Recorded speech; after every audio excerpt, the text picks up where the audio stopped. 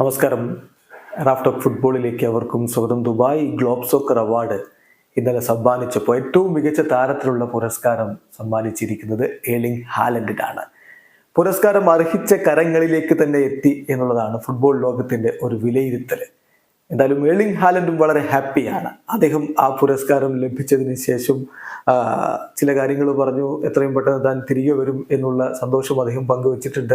അതോടൊപ്പം തന്നെ അദ്ദേഹം തൻ്റെ സഹതാരങ്ങളൊക്കെ അല്ലെങ്കിൽ മാഞ്ചസ്റ്റർ സിറ്റിയൊക്കെ വലിയ രൂപത്തിൽ ആദരിക്കപ്പെട്ടതിലുള്ള സന്തോഷം പ്രകടിപ്പിക്കുകയുണ്ടായി. ഇപ്പം സോഷ്യൽ മീഡിയ പ്ലാറ്റ്ഫോമുകളിലും അദ്ദേഹം അത് തന്നെ പറയുന്നു. അദ്ദേഹം ആ ഒരു ഗ്ലോബ് സോക്കർ അവാർഡുമായിട്ട് നിൽക്കുന്ന ചിത്രം പങ്കുവെച്ചുകൊണ്ട് അദ്ദേഹം കുറിക്കുന്നു, ഒരു മാജിക്കൽ നൈറ്റാണ് ദുബായിൽ ഒരു മാജിക്കൽ നൈറ്റാണ് കടന്നുപോയത്.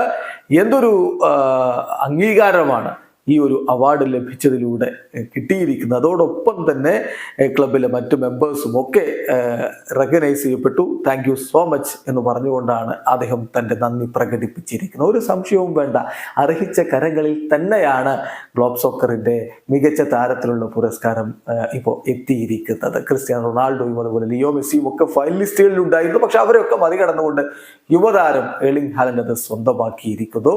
നേരത്തെ ഫിഫ ബെസ്റ്റിലും ഏർലിംഗ് ഹാലൻഡ് മികച്ച രൂപത്തിൽ തന്നെയാണ് മുന്നോട്ട് പോയിരുന്നത്. അദ്ദേഹത്തിനും ലിയോ മെസ്സിക്കും ഒരേപോലെ ആ വോട്ടിംഗ് പോയിന്റുകൾ വന്നത്. ഒടുവിൽ ദേശീയ ടീമിന്റെ നായകന്മാർ കൂടുതൽ ഫസ്റ്റ് പ്രിഫറൻസ് വോട്ട് കൊടുത്തത് മെസ്സിക്കാണ് എന്നുള്ളത് കൊണ്ട് ടൈ ബ്രേക്കറിൽ ആ പുരസ്കാരം മെസ്സിയുടെ കരങ്ങളിലേക്ക് എത്തിയിരുന്നു. എന്നാൽ ഇപ്പോ ഗ്ലോബ് സോക്കർ അവാർഡിൽ അങ്ങനെയല്ല.